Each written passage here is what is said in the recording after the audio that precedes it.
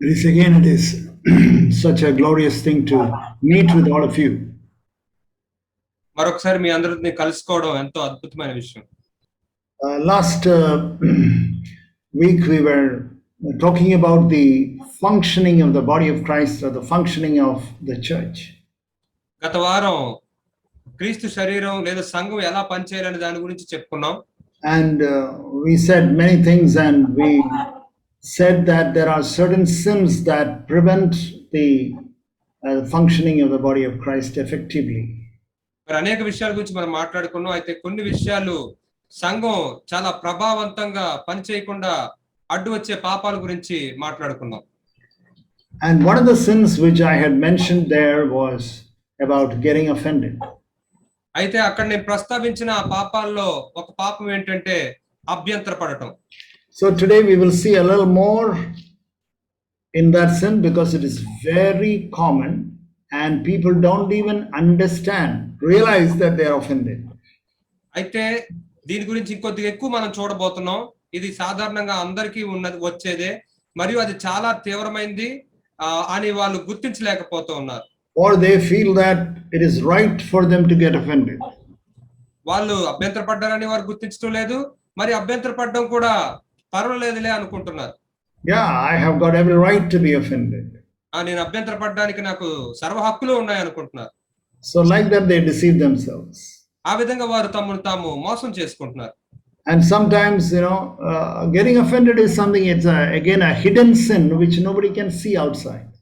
అయితే ఈ యొక్క అభ్యంతరపడడం అనే ఈ పాపం కూడా అది మరుగు చేయబడి అది అంధకారంలో లేకపోతే రహస్యంగా ఉంటుంది కాబట్టి ఎవరు దాన్ని చూడలేకపోతున్నారు. Very rarely we see that outside. చాలా అరుదుగా దాన్ని బయటికి మనం చూస్తాం. But when you are offended, you are inside a castle or inside a jail. మీరు అభ్యంతరపడినప్పుడు మీరు ఒక కోటలోనో లేకపోతే ఒక చెరసాలలోనో ఉన్నట్లుగా ఉంటుంది. Yeah, you are inside a castle. మీరు ఒక కోటలో ఉన్నట్టు అన్నమాట.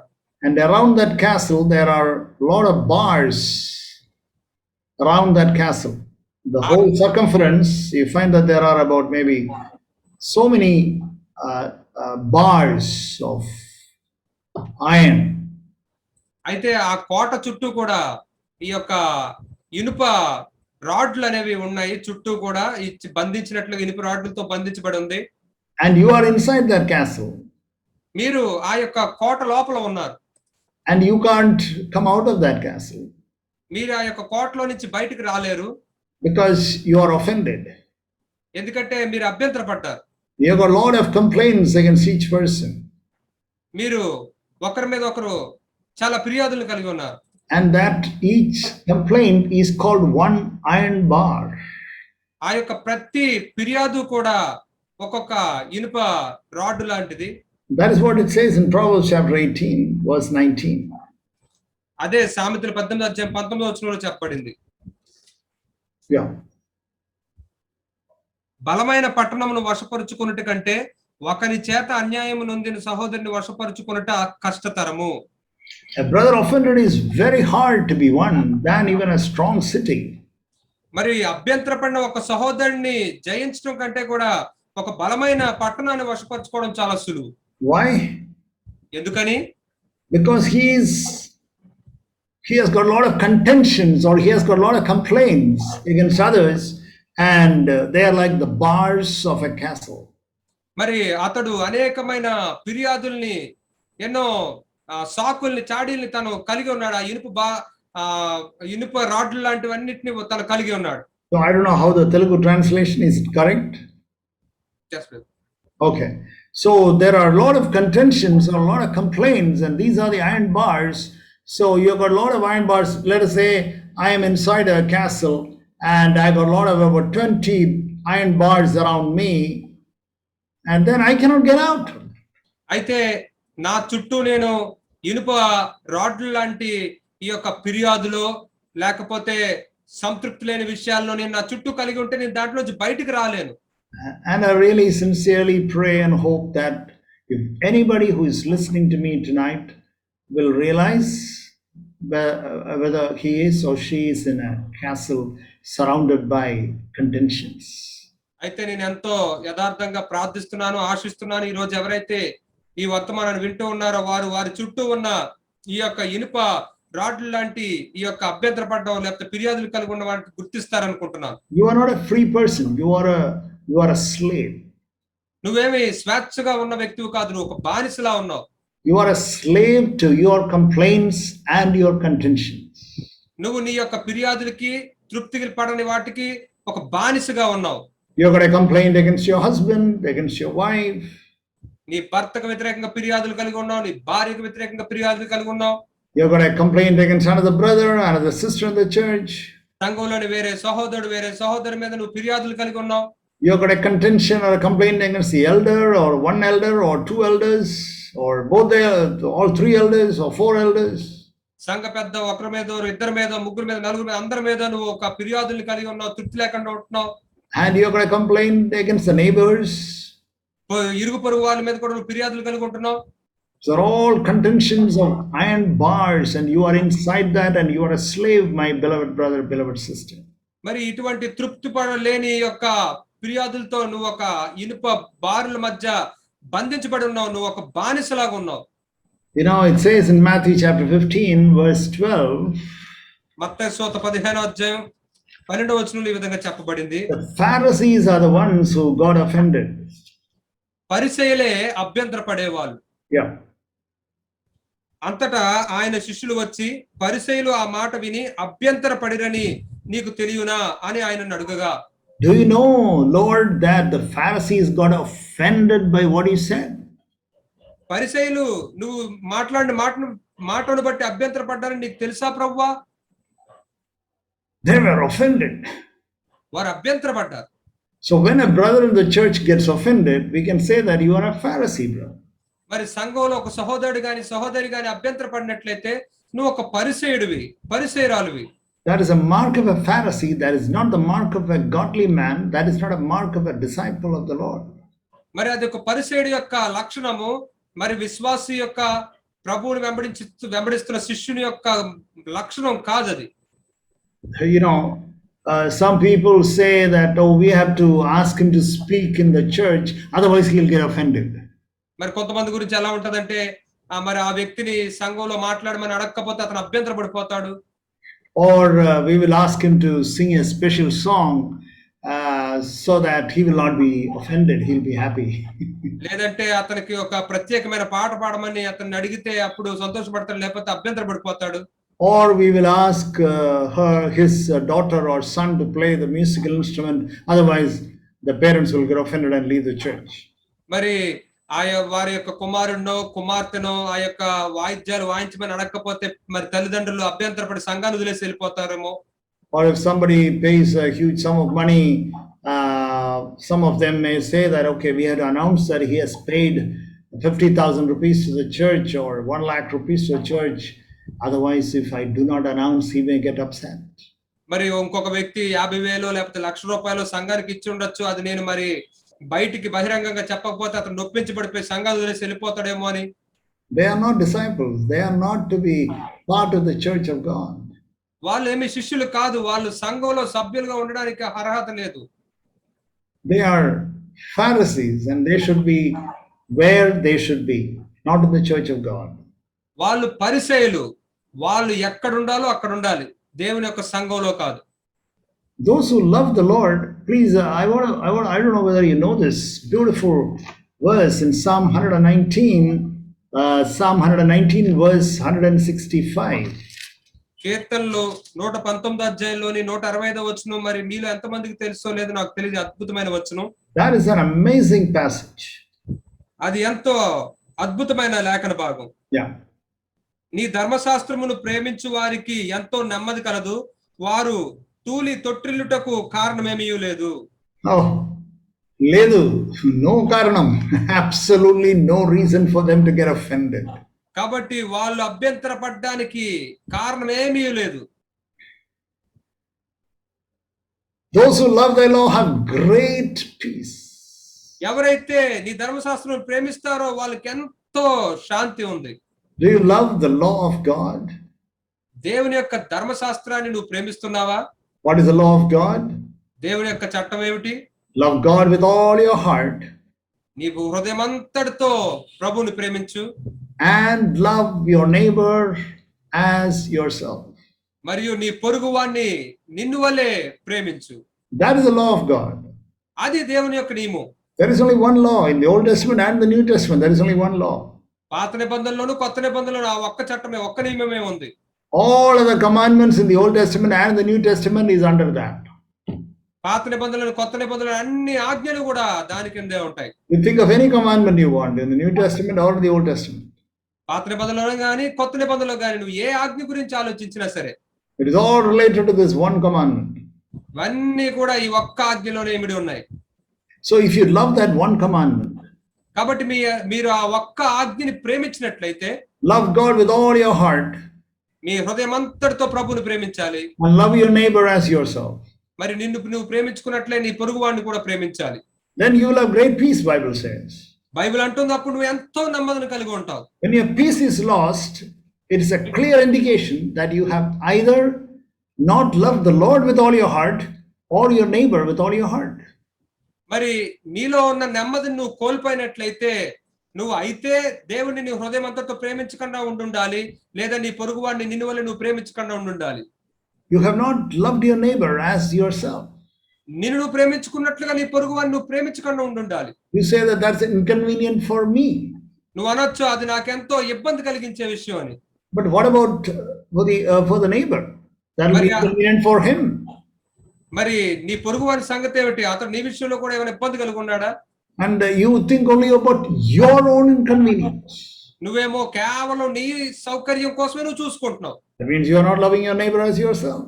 అందుకే నీ పొరుగువాడిని నిన్ను వల్ల నువ్వు ప్రేమించలేకపోతున్నావు. So you want to have great peace, then love God with all your heart and love your neighbor as yourself. కాబట్టి నీ యొక్క పూర్ణ హృదయంతో ప్రభువుని ప్రేమించి నీ పొరుగువాడిని కూడా నిన్ను వల్ల నువ్వు ప్రేమిస్తే నువ్వు ఎంతో నెమ్మది కలిగి ఉంటావు. Then there is a second promise for you. ఆ తర్వాత నీకు ఇక్కడ రెండో వాగ్దానం కూడా ఉంది. And nothing causes them to get offended. మరి వాళ్ళు అభ్యంతర పడడానికి కారణమేమీ ఉండదు. You will never get offended. నువ్వు ఎన్నటికీ అభ్యంతర పడవు. If you love God with all your heart and love your neighbor as yourself. నీ హృదయం అంతటితో నువ్వు ప్రభువుని ప్రేమించి నిన్ను వల్ల నీ పొరుగువాడిని ప్రేమిస్తే ఎప్పటికీ నువ్వు అభ్యంతర పడవు. We read a beautiful verse in Ecclesiastes 4:13. ప్రసంగి 4వ అధ్యాయం 13వ వచనంలో ఒక అద్భుతమైన వచనాన్ని మనం చదువుతాం. Ecclesiastes chapter 4 verse 13 it says. ప్రసంగి 4వ అధ్యాయం 13వ వచనం ఏమని చెప్తుందంటే, Yep. మూఢత్వం చేత బుద్ధి మాటలకిక చెవి యొగ్గలేని ముసలి రాజు కంటే భేదవాడైన జ్ఞానవంతులకు చిన్నవాడే శ్రేష్ఠుడు. A poor yet wise boy is better than old and foolish king who no longer knows how to receive discipline or instruction or correction. మరి మూఢత్వాన్ని కలిగి ఉండి మరి యొక్క తన్ని సరిచేసే మాటలు తన క్రమశిక్షణలో పెట్టే మాటలకి చెవి ఒగ్గలేని మొసలి రాజు కంటే ఈ భేదవాడైన జ్ఞానవంతులకు చిన్నవాడే శ్రేష్ఠుడు. Yeah, it may be, there are people who say that I'm a senior brother. మరి కొంతమంది అనొచ్చు నేను చాలా కాలం నుంచి ఉన్న సహోదరుని ఇక్కడ. Do you know when I came to the church? నేను సంఘానికి ఎప్పుడు వచ్చానో మీకు తెలుసా? Much more than you. మీకంటే ఎంతో కాలం క్రిందట నేను వచ్చాను. I'm a senior person. నేను ఎంతో అనుభవం ఉన్న వ్యక్తిని. But you are offended, brother. కానీ నువ్వు అభ్యంతర పడ్డావు సహోదరుడా. When you are offended, you are foolish. Of course you are old and senior, agreed. You are a old, senior, foolish brother. నువ్వు అభ్యంతర పడ్డావు. నువ్వు పెద్దవాడు అయి ఉండొచ్చు, నీకు ఎంతో అనుభవం ఉండొచ్చు, ఎంతో కాలం ఉండుండొచ్చు, కానీ నువ్వు ఒక బుద్ధిహీనుడివి. That is what the Bible says. అదే బైబిల్ చెప్తూ ఉంది. You should not say that I have heard of brothers. I have seen certain brothers that they say that I have never got offended. మరి కొంతమంది సహోదరులు మరి ఈ విధంగా చెప్పిన దాన్ని విన్నాను, నేను చూశాను, నేను ఎప్పుడు అభ్యంతర పడను అని చెప్తారు. That is very true. For years they don't get offended. అది నిజమే. అనేక సంవత్సరాలుగా వారు అభ్యంతర పడకుండా ఉన్నారు. Now they have become old and senior. ఇప్పుడు వాళ్ళు వయసులో పెద్దవాళ్ళు అయ్యారు, ఎంతో కాలం నుంచి ఉన్నారు. And then they get offended. అప్పుడు వాళ్ళు అభ్యంతర పడుతూ ఉన్నారు. And that is what it says here. అదే ఇక్కడ చెప్తుంది. and a boy who is wise and who will never get offended is better than this old man who doesn't know how not to get offended.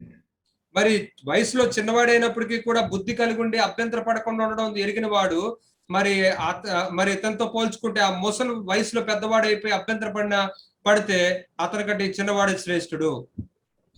One of the reasons that many people get offended is that they don't get respect. అనేక మంది ఒక కారణం చేత అభ్యంతర పడుతూ ఉంటారు. అదేంటంటే వాళ్ళు గౌరవించబడినప్పుడు. And when they do not get respect, you find that they get offended. వాళ్ళు గౌరవించకపోతే వాళ్ళు అభ్యంతర పడతారు. They think that they are highly educated. వాళ్ళు వారి గురించి చాలా చదువుకున్న వాళ్ళని ఆలోచనలు కలిగి ఉంటారు. They think that they hold a very important position in the government. లేదా ప్రభుత్వంలో చాలా ప్రాముఖ్యమైన స్థానంలో వాళ్ళు ఉన్నారని భావిస్తూ ఉంటారు. Or they are a big officer. లేదా ఒక పెద్ద ఉద్యోగి అని తన గురించి తాను చూసుకుంటారు. Or they are a director. లేదా ఒక డైరెక్టర్ లాగా ఉండి ఉండొచ్చు. And or they say that I'm a doctor. లేదా వాళ్ళు నేను ఒక వైద్యుడిని అని చెప్పుకోవచ్చు. And therefore you should respect me. కాబట్టి మీరు నన్ను గౌరవించాలి. And then when people don't give that much respect which they expect, they immediately get offended. మరి వాళ్ళు ఆశిస్తున్న యొక్క గౌరవం వాళ్ళు పొందుకోకపోతే వెంటనే వాళ్ళు అభ్యంతర పడతారు. And 2 Kings chapter 5 verse 11 we read something like this. రెండవ రాజులు 5వ అధ్యాయం 11వ వచనం ఇలా ఒకటి చదువుతాము. All of us know this man called Naaman. నయమాను అనే వ్యక్తి గురించి మనందరికీ తెలుసు. Yeah. అందుకు నయమాను కోపం తెచ్చుకుని తిరిగిపోయి ఇట్లనెను, అతడు నా యొద్దకు వచ్చి నిలిచి తన దేవుడైన యెహోవా నామమును బట్టి తన చెయ్యి రోగముగా ఉన్న స్థలం మీద ఆడించి కుష్ఠ రోగమును మాన్పునని నేను అనుకుంటుని. He was a great man. అతడు ఎంతో గొప్ప వ్యక్తి. He was a Syrian army general. అతడు ఆ సిరియా సైన్యానికి అధికారి. And he was a rich man. మరియు అతడు ఎంతో ధనికుడు. And Israel was scared of them at that time. మరి ఆ సమయంలో ఇశ్రాయేలీయులు అతని బట్టి ఎంతో భయపడుతూ ఉన్నారు. And everybody, he had a lot of servants. మరి అతనికి ఎంతో మంది సేవకులు ఉన్నారు. And the servant girl only told him to go to Israel and meet Elisha. మరి అతని ఇంట్లో పనిచేస్తున్న పనికత్తే చెప్పింది ఇజ్రాయెల్కి వెళ్ళి అక్కడ ఎలీషాని కలవమని. But he was a leper. కానీ అతను ఒక కుష్ఠరోగం కలిగిన వ్యక్తి. And Elisha said, go and take bath. అయితే ఎలీషా ఏమన్నాడంటే నువ్వు వెళ్ళి స్నానం చెయ్యి అని చెప్పాడు. That's all, you have to take bath in Israel and you'll be all right. నువ్వు కేవలం ఇజ్రాయెల్లో స్నానం చేస్తే చాలు, నీకు అంత బాగు అయిపోతుందని చెప్పాడు. He got so offended. అతడు ఎంతగానో అభ్యంతర పడ్డాడు. I am such a big man. I thought Elisha will come out and put his hand above my head and then he will pray for me. నేను ఎంతో గొప్ప వ్యక్తిని, నేను అక్కడికి వచ్చిన తర్వాత ఎలీషా బయటకు వచ్చి నా తల మీద చెయ్యి వేసి ప్రార్థన చేస్తాడేమో అనుకున్నాను. And he said, I'm going back. అతను అన్నాడు, నేను తిరిగి వెళ్ళిపోతున్నాను. I don't want to be here. నేను ఇక్కడ ఉండాలనుకోవట్లేదు. I'll go back to Damascus. నేను తిరిగి దమస్కు వెళ్ళిపోతున్నాను. And then the servants started pleading with him and then he did it and he got healed. మరి అయితే సేవకులు అతన్ని బతిమాలుకున్నారు. అయితే అతను ఆ విధంగా చేశాడు కాబట్టి అప్పుడు స్వస్థత పొందాడు. Beloved brothers and sisters, you may be an IAS officer. మీరు బహుశా ఒక ఐఏఎస్ అధికారి అయి ఉండొచ్చు. Maybe you are a doctor. మీరు ఒక వైద్యులు అయి ఉండొచ్చు. Maybe a director. ఒక డైరెక్టర్ అయి ఉండొచ్చు. You see, you may be a highly placed person. You may be a professor. మీరు చాలా ఉన్నతమైన స్థానంలో ఉన్న వ్యక్తి అయి ఉండొచ్చు. మీరు ఒక ప్రొఫెసర్ అయి ఉండొచ్చు. But understand that is only in the world. అయితే అర్థం చేసుకోండి, అది కేవలం ఈ లోకంలో మాత్రమే. Not in the church of God. దేవుని యొక్క సంఘంలో మాత్రం కాదు. In the church of God, you are a brother. దేవుని యొక్క సంఘంలో నువ్వు ఒక సహోదరుడు మాత్రమే. In the church of God, you are a sister. దేవుని యొక్క సంఘంలో నువ్వు ఒక సహోదరివి. Therefore, we should never expect other people to respect me because I hold on to a worldly position. కాబట్టి నేను ఈ లోకంలో ఒక స్థానాన్ని కలిగి ఉన్నాను కాబట్టి ప్రజలు నన్ను గౌరవించాలి అని మనం ఆశించకూడదు. And that is a mistake which Naaman did. ఆ పొరపాటునే ఇక్కడ నయమాన్ చేశాడు. And he thought, I'm a big man. మరి అతను అనుకున్నాడు, నేను ఎంతో పెద్ద గొప్ప వ్యక్తిని కదా. And who is this man of God? This is the prophet Elisha. Who is that fellow? మరి ఈ యొక్క ప్రవక్త అయిన ఎలీషా ఇతను ఎవడు అసలు? Who is he? Let him. He is some old man sitting somewhere in a hut. ఎవరు అతను అసలు? ఒక ముసలివాడు ఒక గుడిసెలో కూర్చుని ఉన్నాడు. And he has to come out. అతను బయటికి రావాలి కదా. He could not go inside the hut because the hut was too low for him to get in. అతడు ఆ గుడిసెలోనికి వెళ్ళడు, ఎందుకంటే ఆ గుడిసె ఎంతో కిందకు ఉంది, తన వంగి వెళ్ళలేడు. And Elisha also was a man of God, and he could see through the pride of this man. అయితే ఎలీషా దైవజనుడు కాబట్టి ఈ వ్యక్తిలో ఉన్న గర్వాన్ని చూశాడు. And therefore he said, I'm not going to go out either. అయితే అతను కూడా అన్నాడు, నేను కూడా బయటికి వెళ్ళబోట్లేదు. Beloved brothers and sisters, ప్రియ సహోదరి సహోదరులారా, do not expect other people's respect. ఇతరుల యొక్క మర్యాదల్ని గౌరవాల్ని మీరు ఆశించద్దు. If you are expecting people's respect, you will get offended. మీరు ప్రజల యొక్క గౌరవాన్ని ఆశిస్తూ ఉంటే మీరు అభ్యంతర పడతారు. I'm just telling you one example. నేను కేవలం ఒక్క ఉదాహరణ మీకు చెప్తూ ఉన్నాను. We'll see many examples. For example, we read in 1 Samuel 18. మనం ఇంకా ఎక్కువ ఉదాహరణలు చూడబోతున్నాం. ఉదాహరణకి 1 సమూయేలు 18వ అధ్యాయం. You see, all of us know that how David killed Goliath. మరి దావీదు గొలియాతుని ఎలా చంపాడో మనందరికీ తెలుసు. And all the women said Saul killed thousands, but David killed 10,000s. అయితే అక్కడ ఉన్న స్త్రీలందరూ అంటూ ఉన్నారు, సౌలేమో 1000 మందిని చెప్తే దావీదేమో 10,000 మందిని చంపాడు అని. And 1 Samuel 18:7-8 is very clear. 1 సమూయేలు 18వ అధ్యాయం 7-8 వచనాలు చాలా స్పష్టంగా ఉంది. And he became very angry, it says in verse 8. 8వ వచనంలో చూస్తే అతను బహు కోపం తెచ్చుకున్నాడని ఉంది. He got offended. అతను ఎంతో అభ్యంతర పడ్డాడు. Why did he get offended? ఎందుకని తన అభ్యంతర పడ్డాడు? Not because people disrespected him, ప్రజలు అతన్ని ఏదో అమర్యాదగా చూశారని కాదు, like in the case of Naaman. నయమాను విషయంలో మాదిరి వలె. But here the reason was a junior man was appreciated and praised and respected than a senior king.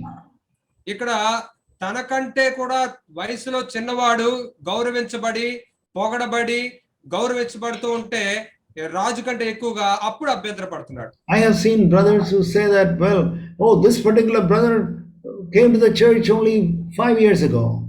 మరి కొంతమంది సహోదరులు ఈ విధంగా చెప్పడం నేను విన్నాను, ఈ సహోదరుడు కేవలం 5 సంవత్సరాల క్రితమే సంఘానికి వచ్చాడు. Oh, but the elders are asking him to share a word for 5 minutes. అయితే సంఘ పెద్దలేమో 5 నిమిషాల వాక్యం పంచుకోమని అతన్ని పిలుస్తూ ఉన్నారు. I am in the church for 15 years. నేనేమో సంఘంలో 15 సంవత్సరాల నుంచి ఉన్నాను. And then nobody is asking me to share the word. ఎవరు నన్ను వాక్యం పంచుకోమని అడగటం లేదు. In our church, one person used to come, a visitor. మరి మా సంఘానికి ఒక వ్యక్తి వస్తూ పోయి ఉండేవాడు.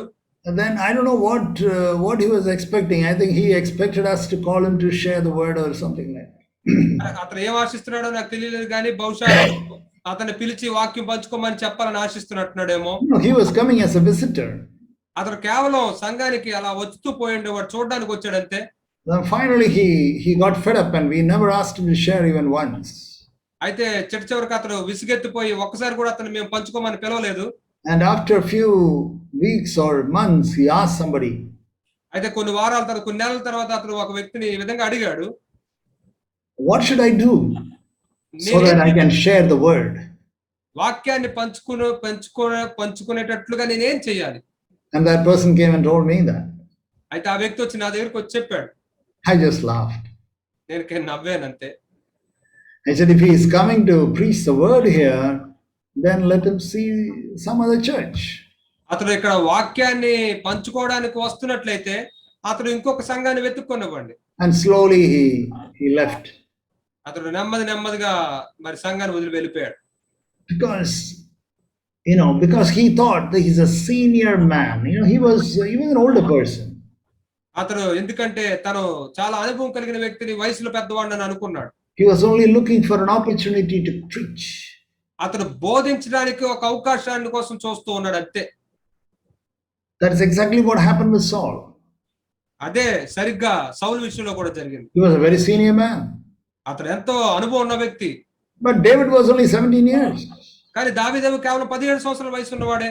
He killed Goliath and thousands of people. అతడు గొలియాతుని వేల మందిని చంపాడు. And all those people ran away. వాళ్ళందరూ కూడా పారిపోయారు. When they found that Goliath was killed, they all ran off for life. మరి గొలియాతు చంపబడ్డాడని వారు చూసినప్పుడు వారి ప్రాణాల కోసం వాళ్ళు పరిగెత్తి పారిపోయారు. When I am here, how can a junior person be respected and valued and appreciated? నేను ఇక్కడ అనుభవం కలిగిన వ్యక్తిగా ఇక్కడ ఉంటుండగానే నాకన్నా చిన్నవాడు ఎలా మెచ్చుకోబడతాడు, పొగడబడతాడు, గౌరవించబడతాడు? How can a junior person be appreciated and praised publicly? ఎలా నాకన్నా చిన్నవాడు బహిరంగంగా అందరి ముందు మెచ్చుకోబడతాడు? That's the reason why some people get offended. మరి కొంతమంది అభ్యంతరపడడానికి ఇది ఒక కారణం. You are not a father, you don't have a father's heart. నువ్వు తండ్రివి కాదు, తండ్రి వంటి హృదయాన్ని నువ్వు కలిగి లేవు. Are you offended if your child is getting more qualification than you got in your life? నీ జీవితంలో నువ్వు పొందుకున్న అర్హతల కంటే నీ యొక్క కుమారుడు ఎక్కువ అర్హతలు పొందుకుంటుంటే నువ్వు సంతోషపడవా? I am excited when my son got better qualification than I got. నేను పొందుకున్న అర్హతల కంటే నా యొక్క కుమారుడు ఎక్కువ అర్హతలు పొందుకుంటుంటే నేను ఎంతో మరి పరవశించిపోతాను. Because I'm his father. ఎందుకంటే నేను అతని తండ్రిని. So if you have got a father's heart in the church, you will never become jealous or you will never become offended if another younger brother or younger sister is getting a prominence or some praise or some appreciation. You'll be happy.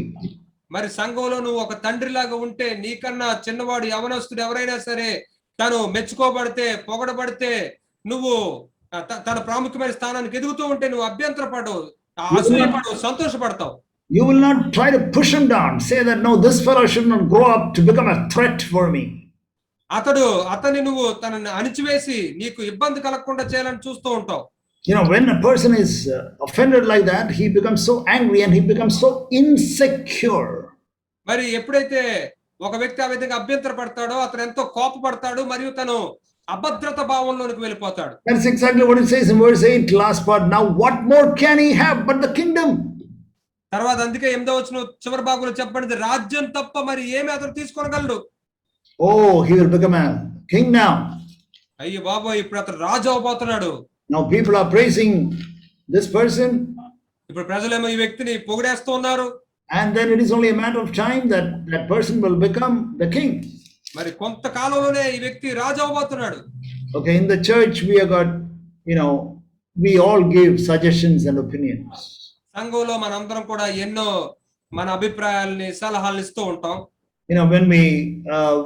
When you people have to do something or when we have to do something together in the church of God, then many people give different suggestions and opinions. మరి సంఘంలో మనం సంఘంగా కలిసి ఏదైనా ఒక పని చేయాల్సి వచ్చినప్పుడు మరి వేరు వ్యక్తులు వేరు అభిప్రాయాలని వారు ఇస్తూ ఉంటారు, చెప్తూ ఉంటారు అక్కడ. We find something like that in 2 Samuel chapter 17. అలాంటిదే మన 2వ సమూయేలు 17వ అధ్యాయంలో మనం చూస్తాం. It says about a man called Ahithophel in verse 23. 23వ వచనంలో అహితోపేలు అనే వ్యక్తి గురించి మనం చూస్తాం. See, this man, you can read that chapter later, chapter 17. This man gave a suggestion to King David. మరి ఈ అధ్యాయాన్ని మీరు తర్వాత చదువుకోవచ్చు. ఈ వ్యక్తి దావీదుకి ఒక ఆలోచన చెప్పాడు. That is how to kill Absalom and get back the kingdom. అబ్షలోముని ఎలా చంపి రాజ్యాన్ని మరలా చేతికి తెచ్చుకోవాలని చెప్పాడు. But then David took Hushai's counsel, Hushai's advice, and not Ahithophel's advice. అయితే దావీదు అప్పుడు హుషాయి సలహాను తీసుకున్నాడు, అహితోపేలు సలహాను తీసుకోలేదు. And then what happened? Verse 23. 23వ వచనంలో ఏం జరిగిందో తెలుసా? Yeah. అహితోపేలు తాను చెప్పిన ఆలోచన జరగకపోవట చూచి గాడిదకు గంత కట్టి ఎక్కి తన ఊరుననున్న తన ఇంటికి పోయి తన ఇల్లు చక్కబెట్టుకొని ఉరి పోసుకొని చనిపోయాను. జనులు అతని తండ్రి సమాధి యందు అతను పాతిపెట్టారు. He got so offended that he thought that there is no point in for me to live. Let me commit suicide. And he committed suicide. మరి అతను ఎంతగా అభ్యంతర పడ్డాడంటే నేను బతకడానికి ఇక కారణమే లేదని చెప్పి తన వెళ్ళి ఉరివేసుకుని ఆత్మహత్య చేసుకుని చనిపోయాడు. I want to ask you, beloved brothers, a very honest question tonight. ఈ రాత్రి చాలా యథార్థంగా మిమ్మల్ని ఒక ప్రశ్న అడగాలనుకుంటున్నాను ప్రియ సహోదరి సహోదరులారా. Are you offended because your suggestion is not taken? మీ యొక్క సలహా తీసుకోకపోయినందుకు మీరు అభ్యంతర పడుతున్నారా? Or no, brother, we will not do like that, we will do like this. లే సహోదరుడా, మనం అలా చేయొద్దు, ఇలా చేద్దాము. Or we will listen to this young brother who said, I think he gave a very good suggestion, and we will listen to him and we will take that advice and not the advice given by you. మరి నువ్వు ఇచ్చిన సలహా కంటే కూడా ఈ చిన్నవాడు యవనస్తుడు ఇచ్చిన ఈ సలహా ఎంతో మంచి సలహా ఇచ్చాడు కాబట్టి అతని సలహా తీసుకుని దాన్ని బట్టి చేద్దాము. Are you offended? Are you upset about that? దాన్ని బట్టి నువ్వేనా అభ్యంతర పడుతున్నావా, కలత చెందుతున్నావా? Because my suggestion is not taken. నా సలహా తీసుకోలేదు అని చెప్పి. What a great man I am. నేను ఎంతో గొప్ప వ్యక్తిని కదా. Everybody should listen to me. ప్రతి ఒక్కరు నేను చెప్పేది వినాలి. I have the best suggestion and the best advice. I am the wisest person around. మరి నేను ఎంతో చక్కని శ్రేష్టమైన సలహాలని ఆలోచనలు కలిగి ఉన్నాను, ఎంతో జ్ఞానవంతుడు నేను. As we heard last time, he never thinks that he is a zero.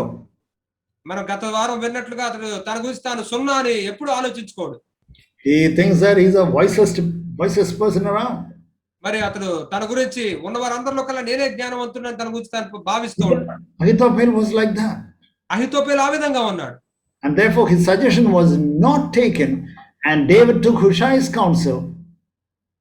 Ahithophel got offended and he committed suicide. మరి అహితోపేలు ఆలోచనని దావీదు తీసుకోకుండా హుషాయి ఆలోచన బట్టి వెళ్ళిన కారణాన్ని బట్టి అహితోపేలు ఎంతో నొప్పించబడి అభ్యంతరపడి ఉరి వేసుకుని చనిపోయాడు. Okay, we saw all the Old Testament characters. Now we'll come to the New Testament. ఇప్పటి వరకు మనం పాత నిబంధనలోని వ్యక్తుల గురించి చూస్తాం. ఇప్పుడు కొత్త నిబంధనల వ్యక్తుల దగ్గరికి వద్దాం. First of all, we will see a man who got offended in the New Testament. కొత్త నిబంధనలో మరి అభ్యంతరపడిన ఒక వ్యక్తి గురించి మొదటగా మనం చూద్దాం. First of all, I want to show, I could not find many brothers or sisters who got offended in the New Testament. Thank God for that. కొత్త నిబంధనలో మరి అనేక మంది సహోదరులు అభ్యంతరపడ్డాన్ని నేను కనుగొనలేదు. అందుని బట్టి దేవునికి వందనాలు. I could find only one person who got offended in the New Testament. కొత్త నిబంధనలో అభ్యంతరపడిన ఒకే ఒక వ్యక్తిని నేను కనుగొన్నాను. Of course, there were a lot of other people also. మరి నిజానికి ఇంకా వేరే అనేక మంది ఉన్నారు. But కానీ somebody who is very clearly written that he was offended. మరి తన గురించి మాత్రం ఇక్కడ చాలా స్పష్టంగా రాయబడి ఉంది తన అభ్యంతరపడ్డాడు అని. We find that in Matthew 26. దాన్ని మనం మత్తయి సువార్త 26వ అధ్యాయంలో మనం కనుగొంటాం. Verse 8. 8వ వచనం. శిష్యులు చూచి కోపపడి ఈ నష్టం ఎందుకు? You see, somebody was, Mary was pouring the oil and then anointing the feet of Jesus. అయితే అక్కడ మరియా మరి తన నూనెని పోస్తూ యేసు యొక్క పాదాలని అభిషేకిస్తుంది. And the disciples said, "Oh, what a waste it is." అయితే శిష్యులు అన్నారు, ఎంత వృధా అయిపోతుంది ఇక్కడ. But there it says disciples. ఇక్కడ శిష్యులు అని చెప్పబడింది. But if you turn to John chapter 12, అయితే యోహాను సువార్త 12వ అధ్యాయాన్ని తీస్తే, let's turn to John chapter 12 verse 4. యోహాను సువార్త 12వ అధ్యాయం 4వ వచనం మనం చూసినట్లయితే, there we find very interesting the name of the disciple who said that. అయితే చాలా ఆసక్తికరంగా ఆ శిష్యుల్లో ఏ వ్యక్తి ఆ మాట అన్నాడో అతని పేరును మనం ఇక్కడ చూస్తాం. It says in verse 4. 4వ వచనంలో అది ఉంది. ఆయన శిష్యులలో ఒకడు అనగా ఆయనను అప్పగింపనై ఉన్న ఇస్కరియోతు యూదా said, "Why do you waste?" Verse 5. ఈ అత్తరెందుకు 300 దేనారములకు అమ్మి బేదలకు ఇయ్యలేదనను. So it was not any of the 12 disciples who said that, it was Judas who said that. అయితే 12 మంది శిష్యులు ఆ మాట చెప్పలేదు, యూదా ఆ మాట చెప్పాడు. Okay, now let's turn back to Matthew chapter 26 again. మరలా మనం మత్తయి సువార్త 26వ అధ్యాయానికి వద్దాం. 26, Matthew 26. మత్తయి సువార్త 26వ అధ్యాయం verse 14. 14వ వచనం. అప్పుడు now we understood that it was Judas who made that comment. అయితే ఆ మాట అన్నది యోదా అని మనకి ఇప్పుడు అర్థమైంది. And then it says in verse 14, ఆ తర్వాత 14వ వచనంలో ఇక్కడ ఏం చెప్పబడిందంటే, Then one of the 12 named Judas Iscariot went to the chief priests. అప్పుడు 12 మందిలో ఒకడు ఇస్కరియోతు యోధ ప్రధాన యాజకుల వద్దకు వెళ్ళాడు. So I have proved that it is not any of the disciples. కాబట్టి ఇక్కడ నేను రుజువు చేశాను, ఆ శిష్యుల్లో మిగతా ఎవ్వరూ కాదు. From John, we know that it was Judas who said that. యోహాను సువార్తలో నుంచి ఆ మాట అన్నది యోధా అని మనకు తెలుసు. And 26:14 says, then one of the 12 named Judas Iscariot went to the chief priests. అయితే 26 వచనంలో మనం చూస్తే ఈ 12 మందిలో ఒకడైన ఇస్కరియోతు యోధ ప్రధాన Why did he go? ఎందుకని అతను వెళ్ళాడు? He went to betray. యేసయ్యను అప్పగించడానికి వెళ్ళాడు. And then what happens? When he got offended because Jesus Christ corrected him.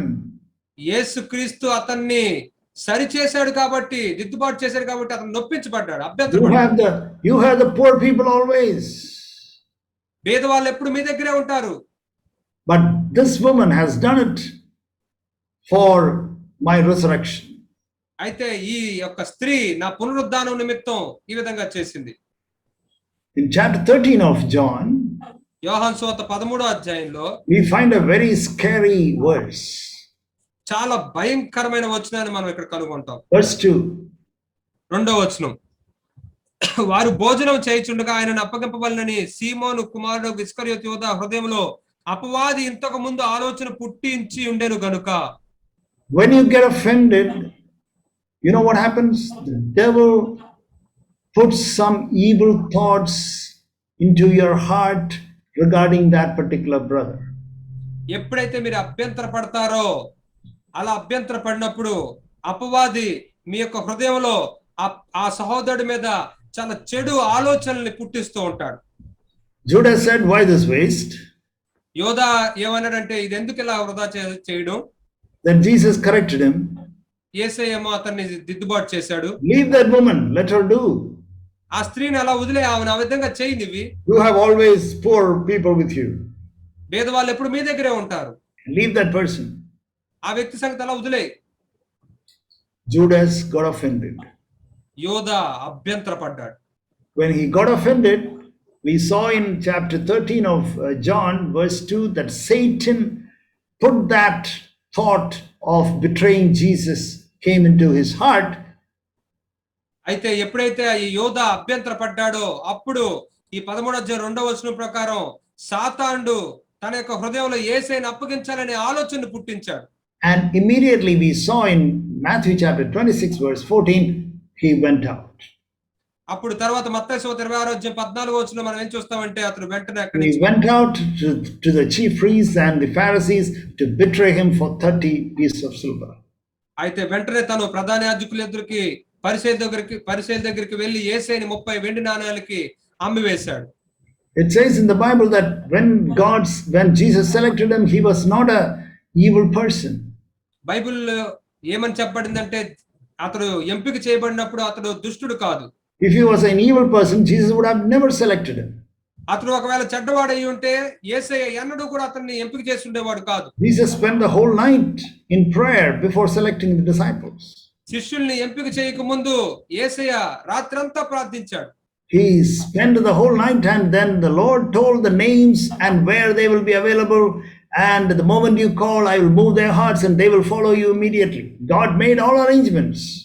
అయితే ఆ రాత్రి అంతా కూడా యేసయ్య ప్రార్థనలో గడుపుతూ ఉన్నప్పుడు నువ్వు వాళ్ళ పేర్లేంటి, వాళ్ళు ఎక్కడ ఉంటారు, వాళ్ళు నువ్వు పిలవగానే వారి హృదయాల్లో కదలబడి వాళ్ళు నిన్ను వెంబడిస్తారు. God never made a mistake. Jesus never made a mistake in selecting Judas. No. దేవుడు గాని యేసయ్య గాని యోధాని ఎంపిక చేసే విషయంలో ఎప్పుడు తప్పు చేయలేదు. That is why Bible says in Luke chapter 6 verse 16, Judas who became a betrayer. అందుకే లోకాసువార్త 6వ అధ్యాయం 16వ వచనంలో మరి అప్పగించిన వాడే భవిష్యత్తులో యేసయ్యను అప్పగించిన వాడైన యోధా అని చెప్పబడింది. In English it is very clear, Judas who became a betrayer. దుష్టుడుగా మారిన యోధా. What does it say, brother, in Telugu? Chapter 6, Luke chapter 6 verse 16. లోకాసువార్త 6వ అధ్యాయం 16వ వచనంలో ద్రోహియగు ఇస్కరియోతు యోధా. Yeah, 6:16. Does it say he became a traitor?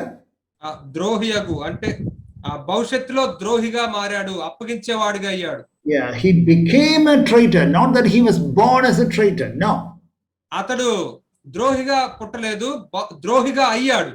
Yeah, he became a traitor. In English, it is very clear. మరి అతను ద్రోహిగా అయ్యాడు. Okay, then we find the very Jesus Christ. I want to show you the very Jesus Christ in the New Testament. కొత్త నిబంధనలో one second. The very Jesus Christ who never got offended. మరి ఎప్పుడు అభ్యంతరపడిన యేసయ్యని గురించి మీకు చూపిస్తాను.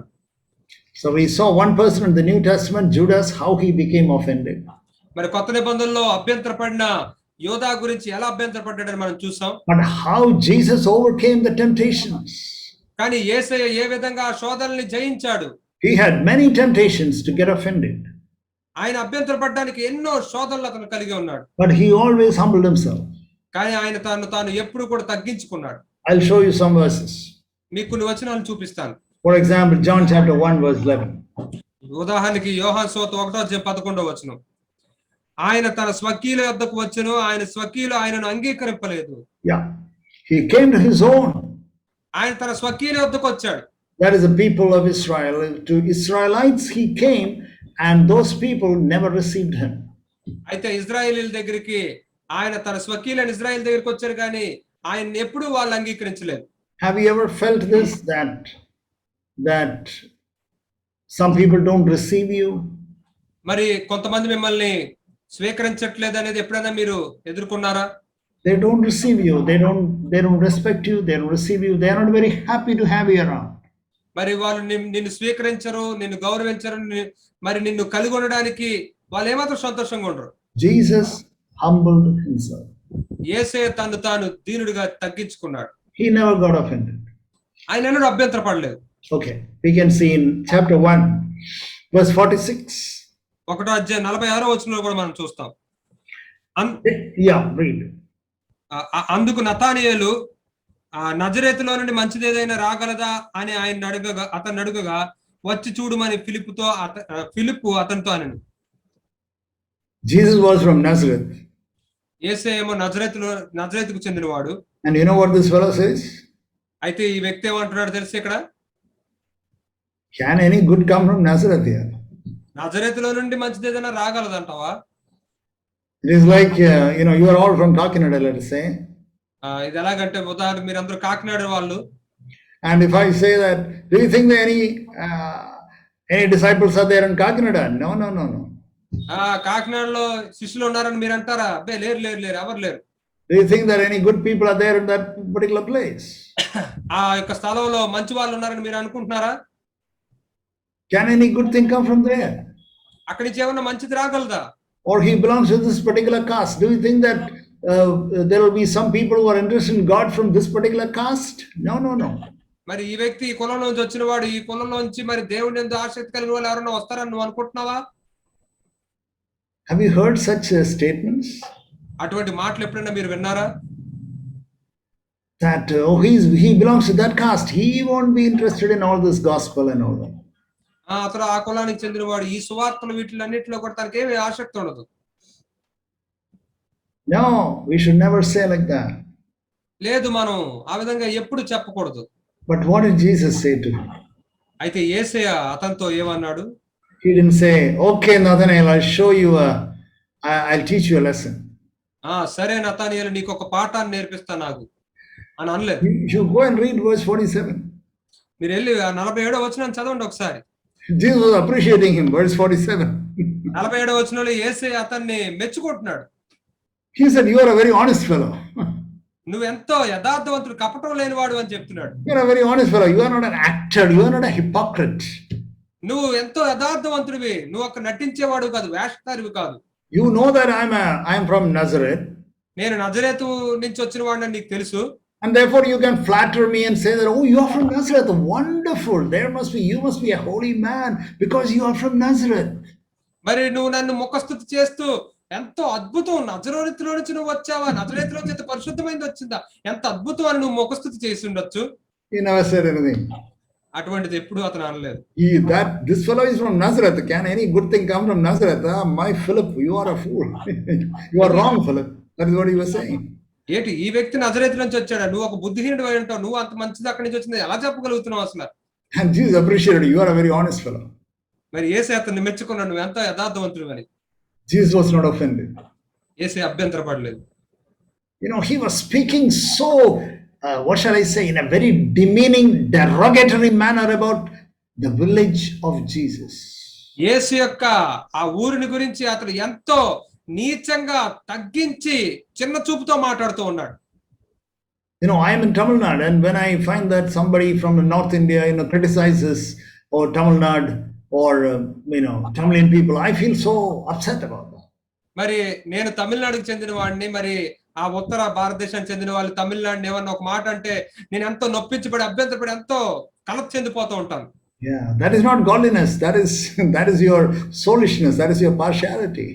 అదేమి దైవత్వం కాదు, అది నీ యొక్క శరీరానికి సంబంధించిన ఆ యొక్క ఇచ్చ, అదొక పక్షపాతం.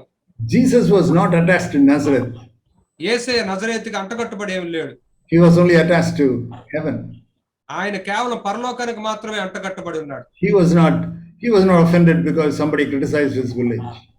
మరి ఎవరో ఆయన ఊరిని మరి నిందించినందుకు, హేళన చేసినందుకు ఆయన ఏమీ అభ్యంతరపడలేదు. Are you upset because somebody criticized your village or your town or your caste or your color or anything like that? Are you upset because of that? మరి ఎవరైనా నీ యొక్క ఊరిని గాని, నీ యొక్క కులాన్ని గాని, నీ యొక్క రంగుని గాని, దేన్నైనా సరే వాళ్ళు ఏదన్నా నిన్ను నిందిస్తూ హేళనగా మాట్లాడితే నువ్వేనా కలత చెందుతున్నావా? Okay, let's see something glorious about Jesus in John chapter 11. యోహాను సువార్త 11వ అధ్యాయంలో యేసయ్య గురించి ఇంకా మహిమకరమైన విషయాన్ని మనం చూద్దాం. It says in verse 20, Jesus was coming to raise Lazarus. మరి యేసయ్య లాజరుని లేపడానికి వస్తూ ఉన్నాడు. మనం 20వ వచనంలో మనం చూడొచ్చు. When Martha heard it, she went to meet him. Verse 20. 20వ వచనం చూస్తే మార్త యేసు వస్తున్నాడని విని ఆయన ఎదుర్కొనడానికి వెళ్ళింది. You read that verse 20, brother, please. 20వ వచనం చదువుతున్నాను. మార్త యేసు వచ్చుచున్నాడని విని ఆయనను ఎదుర్కొన్న వెళ్ళెను గాని మరియా ఇంటిలో కూర్చుని ఉండెను. Martha went to see Jesus Christ. యేసుక్రీస్తుని చూడడానికి మార్త వెళ్ళింది. But Mary sat there. కానీ మరియ మాత్రం అక్కడే ఇంట్లో కూర్చుని పోయింది. Mary did not go to meet Jesus Christ. యేసయ్యని కలుసుకోవడానికి మరియ వెళ్ళలేదు. Okay. Now we read in verse 29. సరే, ఇప్పుడు మనం 29వ వచనంలో చదువుతాం. Then Martha came and said, "Teacher is calling you, Mary. Please come." And then she went. Verse 29. 29వ వచనం చూస్తే అప్పుడు మార్త మరియ దగ్గరికి వచ్చి బోధకుడు పిలుస్తూ ఉన్నాడు అని చెప్పినప్పుడు ఆమె వెళ్ళింది. See, Jesus was maybe 1 kilometer away from Lazarus' house. మరి లాజరు ఇంటి దగ్గర నుంచి సుమారు 1 కిలోమీటర్ దూరంలో యేసయ్య ఉండుంటాడు. And Martha walked that 1 kilometer or a few furlongs and went to see Jesus Christ. But Mary never went. యేసుక్రీస్తుని చూడడానికి కలుసుకోవడానికి మార్త 1 కిలోమీటర్ కూడా నడుచుకుని వెళ్ళింది. కానీ మరి And then Martha came back again and said, "Teacher is calling you, Mary. Why are you upset like this? Please come." అయితే Martha మళ్ళీ తిరిగి వచ్చి మరియతోటి బోధకుడు నిన్ను పిలుస్తూ ఉన్నాడు, నువ్వెందుకు కలత చెందుతున్నావు, దయచేసి రా అని చెప్పింది. And here we find something very beautiful. అయితే ఇక్కడ అద్భుతమైన ఒక విషయాన్ని చక్కనిది మనం చూస్తాం. Verse 34. 34వ వచనంలో You know what Jesus said? The moment he saw Mary, he did not scold her. మరి ఇక్కడ యేసయ్య ఏం చెప్పాడో తెలుసా? మరియని కలుసుకున్న వెంటనే యేసయ్య మరియని ఆయన కసురులేదు. Martha came and you never came. Martha వచ్చింది, నువ్వు రాలేదు. You never came. నువ్వు అసలు రాలేదు. Mary, where is your respect for me and where is your love for me? మరి నా కొరకు నీ యొక్క ప్రేమ ఏది, నీ గౌరవం ఏది నా పట్ల? Did Jesus say that? యేసయ్య అటువంటి మాటలు ఏమని చెప్పాడా? He just humbled himself. ఆయన తను తాను తగ్గించుకున్నాడు అంతే. This is our Jesus whom we follow. మనం వెంబడిస్తున్న యేసు ఈయనే. He was not at all bothered about what happened in that situation. ఆ పరిస్థితిలో ఏం జరుగుతుందనే దాని గురించి ఆయన ఏం అభ్యంతరపడలేదు, పట్టించుకోలేదు. He asked her one question. ఆయన ఆమెను ఒకే ఒక ప్రశ్న అడిగాడు. Where have you laid him? అతన్ని ఎక్కడ మీరు పెట్టారు అని. Where is Lazarus? Where is the place? Where is the sepulcher? ఎక్కడున్నాడు లాజర్ని మీరు ఎక్కడ ఉంచారు, ఏ సమాధిలో ఉంచారు అని అడిగాడు. Because I want to go there. I want to raise him up. ఎందుకంటే నేను వెళ్ళాలనుకుంటున్నాను, అతను లేపాలనుకుంటున్నాను. Jesus had no word of rebuke to Mary. మరి పట్ల యేసయ్య ఒక్క మాట కూడా గద్దించలేదు. Jesus never had a word of rebuke to Mary, who did not respect Jesus Christ. యేసయ్యని గౌరవించని మరియకి యేసయ్య గద్దిస్తూ ఒక్క మాట కూడా అనలేదు. Whether you respect me or not, that is immaterial, Mary. But where have you cremated your brother? నువ్వు నన్ను గౌరవించినా గౌరవించకపోయినా అది విషయం కాదు, కానీ మరియా నువ్వు నీ సహోదరుని లాజర్ని ఎక్కడ మీరు పూడ్చారు, ఎక్కడ పాతి పెట్టారు? Where is that sepulcher? I want to go there. ఎక్కడుంది ఆ సమాధి, నేను అక్కడికి వెళ్ళాలనుకుంటున్నాను.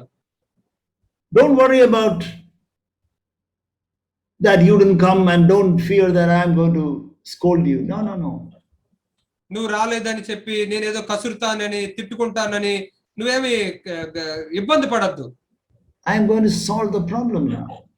ఇక్కడ ఉన్న సమస్యను ఇప్పుడు నేను పరిష్కరించబోతున్నాను. Are you interested in that, in solving the problem? సమస్యని పరిష్కరించే విషయంలో నీకు ఆసక్తి ఉందా మరి? Or are you interested to say that, well, you never respected me and you never came and your sister came and all the other brothers came, but you never came? కానీ మరి నీ సహోదరు వచ్చింది, నువ్వు రాలేదు, మిగతా సహోదరులందరూ వచ్చారు, నువ్వు రాలేదు అనే మాటల గురించే నువ్వే ఆసక్తి కలిగి ఉన్నావా? Jesus humbled himself. యేసయ్య తన్ను తాను తగ్గించుకున్నాడు. Beloved brothers and sisters, follow him. ప్రియ సహోదరులారా ఆయన్ని వెంబడించండి. And then we find in Luke chapter 9 another beautiful passage. ఆ తర్వాత లోక 9వ అధ్యాయంలో ఇంకొక చక్కని లేఖన భాగాన్ని మనం చూస్తాం. Jesus was going to Jerusalem. యేసయ్య యెరూషలేముకి వెళ్తూ ఉన్నాడు. But he was passing through Samaria. అయితే ఆయన సమరయ గుండా వెళ్తూ ఉన్నాడు. And then suddenly Jesus said, okay, why can't I just visit them? అయితే అప్పుడు యేసయ్య వెంటనే వాళ్ళని ఎందుకు ఒకసారి నేను కలవకూడదు అని అనుకున్నాడు. And then the Samaritan said, you are going to Jerusalem, then why are you coming to us? You please go to Jerusalem, don't come to us. Verse 53.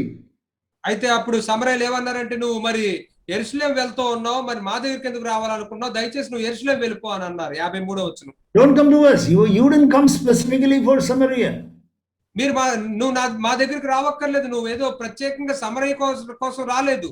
You are going somewhere and on the way you want to drop to our village. నువ్వు ఎక్కడికో వెళ్తూ ఉన్నావు, కాకపోతే నువ్వు మధ్యలో మా దగ్గర ఆగి వెళ్దాం అనుకుంటున్నావు. No, you are not welcome. Please don't come. మీకు ఇక్కడ ఆహ్వానం లేదు, దయచేసి రావద్దు. Oh, immediately what happened? James and John became so upset. అప్పుడు ఏం జరిగింది? వెంటనే యాకోబు యోహాను ఎంతో అభ్యంతర పడిపోయారు. Shall we finish them off? వాళ్ళ కథ ముగించేద్దాం అనుకున్నారు. Jesus said, you don't know what type of spirit you have. Verse 55. 55వ వచనంలో యేసయ్య ఏమన్నాడంటే, మీరు ఎట్టి ఆత్మను కలిగి ఉన్నారు మీకు తెలియట్లేదు. You have the old covenant spirit. You don't have the new covenant spirit. మీరు పాత నిబంధన ఆత్మ కలిగి ఉన్నారు, కొత్త నిబంధన ఆత్మను కలిగి లేరు. You don't know how to forgive and love. You know only how to get offended. ఎలా క్షమించాలి, ఎలా ప్రేమించాలి అనేది మీకు తెలియట్లేదు, కేవలం అభ్యంతర పడడం మాత్రం మీకు తెలుస్తుంది. And you are getting offended now, James and John. యాకోబు యోహాను ఇప్పుడు మీరు ఎంతో అభ్యంతర పడుతూ ఉన్నారు. And you know what it says in verse 56? In English it says, I don't know in Tamil it is there or not. In English it says, and they went on to another village. 56వ వచనంలో ఈ విధంగా ఉంది, అంతట వారు మరి ఒక గ్రామమునకు వెళ్ళిరి. It is there in Telugu? Yes, brother. It is there, brother. Oh, wonderful. They went on to another village. వారు మరి ఒక గ్రామమునకు వెళ్ళిరి. What a fantastic attitude that Jesus had. ఎంత అద్భుతమైన వైఖరిని యేసయ్య కలిగి ఉన్నాడు. You are not accepting me, that's okay. I will go to another place. మీరు నన్ను అంగీకరించట్లేదు, సరే నేను వేరే చోటుకి వెళ్ళిపోతాను. He went to another village. He didn't go to Jerusalem. He went to another village. Okay, let us go and bless that village. ఆయన యెరూషలేముకు వెళ్ళలేదు, ఆయన తర్వాత మరొక గ్రామానికి వెళ్ళాడు. అక్కడికి వెళ్ళి మనం వారికి ఆశీర్వాదకరంగా ఉన్నాడు. After visiting that new village, and he would have raised some people, and he would have healed some lepers and healed so many people, and then he would have proceeded to Jerusalem. After that, maybe another village, and then he went to Jerusalem. ఆ తర్వాత ఆయన మరొక గ్రామానికి వెళ్ళి అక్కడ చనిపోయిన వాళ్ళు లేపి ఉండుంటాడు, కుష్ఠరోగులు బాగుపరుచుంటాడు, అనేకమైనవి చేసి ఆ తర్వాత యెరూషలేముకి వెళ్ళి ఉంటాడు. మధ్యలో ఇంకా వేరు గ్రామాల్లో కూడా ఎన్నో చేసి వెళ్ళి ఉంటాడు. Beloved brothers and sisters, when people don't receive you, when people do not accept you and respect you, will you get offended? మరి ప్రజలు మిమ్మల్ని అంగీకరించినప్పుడు, గౌరవించినప్పుడు, మిమ్మల్ని స్వీకరించినప్పుడు మీరేమైనా అభ్యంతరపడుతున్నారా? I want to show you the glory of Jesus in Mark chapter 5. Mark సువార్త 5వ అధ్యాయంలో యేసు యొక్క మహిమను మీకు చూపించాలనుకుంటున్నాను. Instead of getting offended, what did he do? అభ్యంతరపడడానికి బదులు ఆయన ఏం చేశాడు? This is a different situation. Verse 39, 5:39 of Mark. Mark సువార్త 5వ అధ్యాయం 39వ వచనం. ఇది వేరైన పరిస్థితి, చాలా వేరు పరిస్థితి. Yeah, verse 39. 39వ వచనం. లోపలికి పోయి మీరేలా గొల్లు చేసి ఏడ్చుచున్నారు, ఈ చిన్నది నిద్రించుచున్నదే గాని చనిపోలేదని వారితో చెప్పాను. This is Jairus' daughter, and Jesus wanted to raise her up. ఇది ఈమె యాయూరు కుమార్తె. యేసయ్య ఏమో ఆమెని లేపడానికి వచ్చాడు. And Jesus said one sentence, she is not dead, she is only sleeping. అయితే యేసయ్య అక్కడ ఒక మాట చెప్తూ ఉన్నాడు, ఈ చిన్నది నిద్రిస్తుందే గాని చనిపోలేదన్నాడు. And it says in verse 40. ఆ తర్వాత 40వ వచనంలో ఈ విధంగా చెప్తుంది. Yeah. అందుకు వారు ఆయనను అపహసించిరి. They started laughing at him. వారు ఆయన్ని చూసి నవ్వుతూ అపహసిస్తున్నారు. Teasing and mocking and laughing at Jesus Christ. యేసయ్యని హేళన చేస్తున్నారు, వెక్కిరిస్తున్నారు, యేసయ్యని చూసి నవ్వుతూ ఉన్నారు. Did Jesus get offended and curse all of them?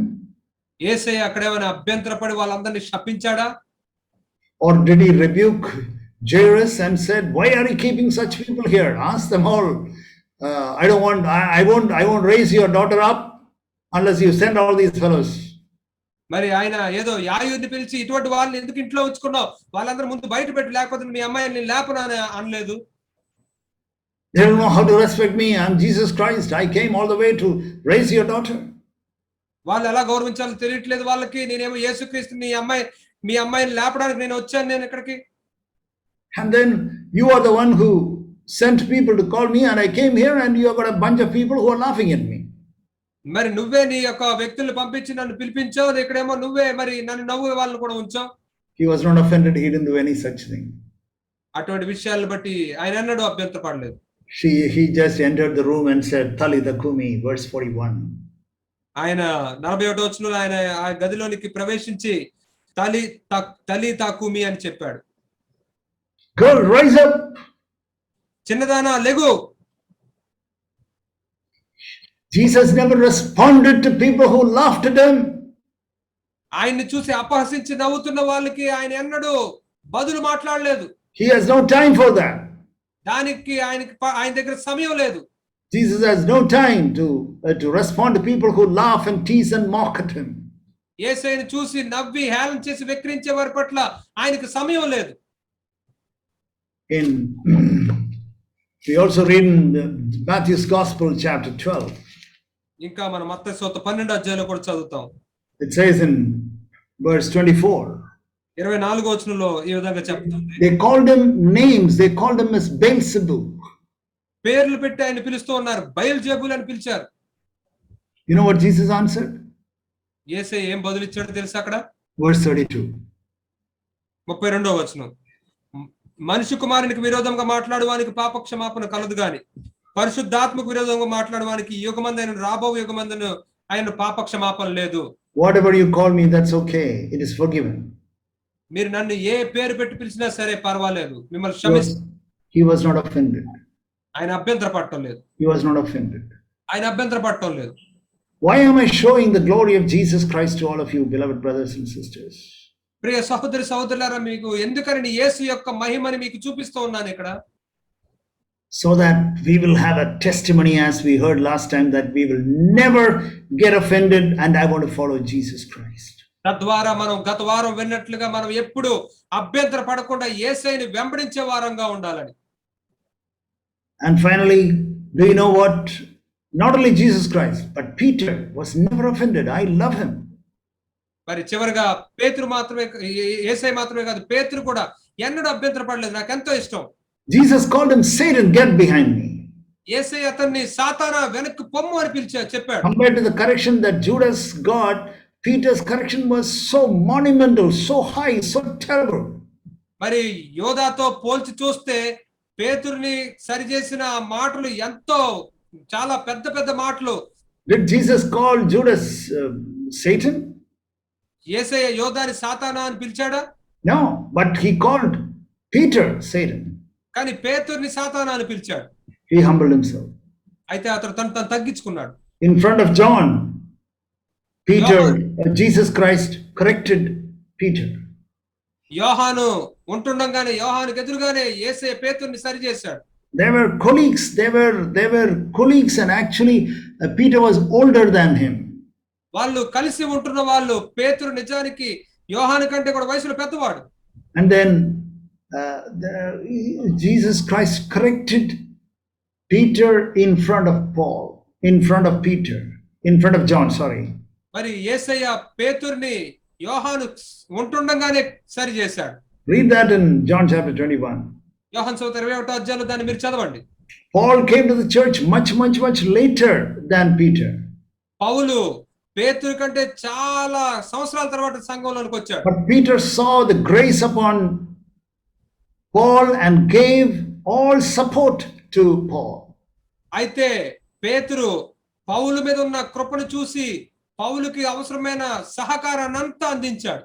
But we read in Galatians chapter 2, the same Paul opposed Peter to his face. గలతీయులకు రాసిన పత్రిక 2వ అధ్యాయంలో మనం ఏం చూస్తామంటే అదే పౌలు పేతురుని ముఖం మీదే ఎదిరించడాన్ని చూస్తాం. Because Peter made a mistake. అవును, ఎందుకంటే పేతురు అక్కడ ఒక పొరపాటు చేశాడు. But Peter humbled himself. కానీ పేతురు తను తగ్గించుకున్నాడు. What a great, tremendous man Peter was. పేతురు ఎంత గొప్ప వ్యక్తో కదా. That is the reason why he says in 2 Peter that stand firm in the true grace of God. అందుకనే 2వ పేతురు రాసిన పత్రికలో అతను చెప్తూ ఉన్నాడు, సత్యమైన కృపయందు స్థిరముగా నిలబడి ఉండండి. Stand firm in the true grace of God. నిజమైన దేవుని యొక్క కృపలో స్థిరులుగా నిలబడి ఉండండి. Because he received much grace and the true grace he had received. ఎందుకంటే అతను ఎంతో కృపని నిజమైన కృపని అతను పొందుకున్నాడు. In closing you may say, brother, what is the advantage if you do not get offended and if you keep on humbling yourselves like this? మరి ముగింపులో మీరు నన్ను అడగచ్చు, సహోదరుడా, మరి ఈ విధంగా అభ్యంతర పడకుండా ఉంటే, మరి ఇలాగా అభ్యంతర పడకుండా కొనసాగుతూ ఉంటే దీంట్లో వచ్చే లాభం ఏంటని. Never ever forget this promise in your life.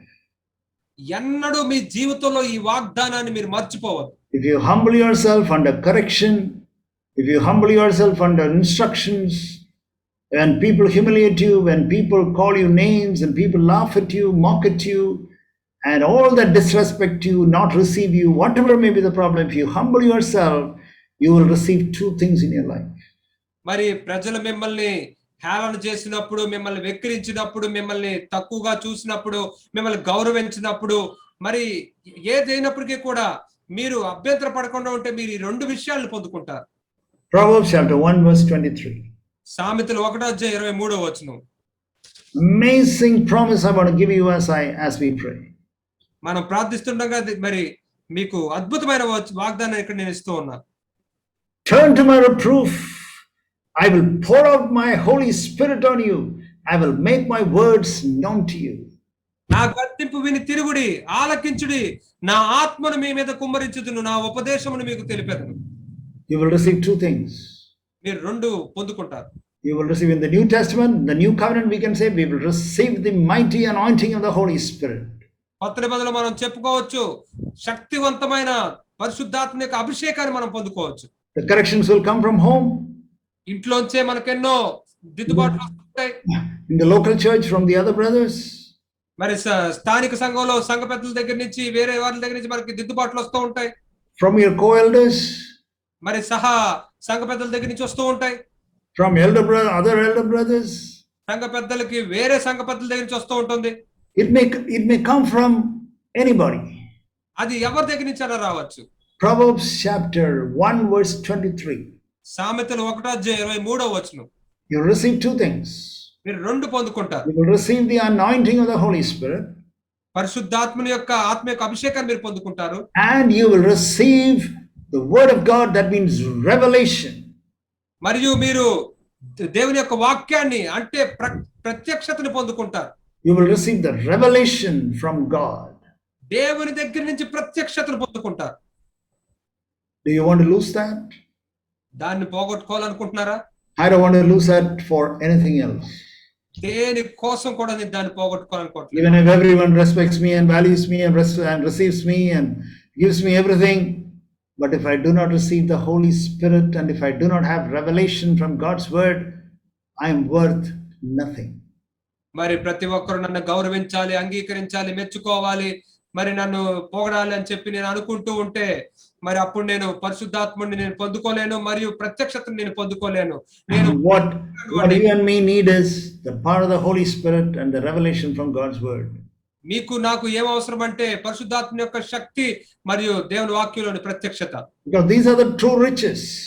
ఎందుకంటే ఈ రెండు కూడా ఎంతో ఐశ్వర్యం. We will see that later. మనం వాటిని తర్వాత చూస్తాం. The riches that we have is the Holy Spirit and the revelation and the nature of Jesus Christ and the fellowship. మరి ఈ యొక్క ఐశ్వర్యాల్ని మనం తర్వాత చూడబోతున్నాం. పరిశుద్ధాత్ముడు, ఈ ప్రత్యక్షత, యేసు యొక్క స్వభావము. So for that, in the Old Testament book, the two precious riches are mentioned here, the Holy Spirit and the Word of God. అయితే పాత నిబంధనలోని ఈ పుస్తకంలో రెండు ఐశ్వర్యం ఇక్కడ మనకి ప్రస్తావించబడింది. అదేంటంటే ఆత్మ యొక్క అభిషేకము మరియు ప్రత్యక్షత. So beloved brothers and sisters, go this way. కాబట్టి ప్రియ సహోదరి సహోదరులారా, ఈ మార్గంలో వెళ్ళండి. Take a decision with the Lord tonight. ఈ రాత్రి ప్రభు సమక్షంలో ఒక నిర్ణయం తీసుకోండి. Lord, whatever people may say or say not, ప్రజలు ఏమనకపోయినా, or people do or do not, వాళ్ళు ఏమైనా చేసినా చెయ్యకపోయినా, I don't want to get offended. నేను అభ్యంతర పడదలుచుకోవటం లేదు. I don't want to get offended and I want to have the testimony that I will never get offended. నేను అభ్యంతర పడదలుచుకోవటం లేదు, మరియు నేను అభ్యంతర పడను అనే సాక్ష్యాన్ని కూడా కలిగి ఉండాలనుకుంటున్నాను. As I said in the last meeting, they are the precious gems in the church of God. గత కూడికలో నేను చెప్పినట్లుగా వాళ్ళు సంఘంలో చాలా ప్రశస్తమైన రత్నాలు. Shall we pray? ప్రార్థించుకుందామా? Father, we thank you for the word. తండ్రి, ఈ వాక్యాన్ని బట్టి నీకు వందనాలు. Lord, there are various situations in life where we easily tempted to get offended. చాలా సులువుగా అభ్యంతర పడడానికి మా జీవితంలో ఎన్నో పరిస్థితులు వస్తూ ఉంటాయి. Protect us, keep us in humility. మమ్మల్ని భద్రపరచండి, మమ్మల్ని దీనులుగా ఎప్పుడూ ఉంచండి. Thank you, Father. వందనాలు తండ్రి. In the name of Jesus alone we pray. యేసు నామములో ప్రార్థిస్తున్నాము తండ్రి. Amen. ఆమేన్.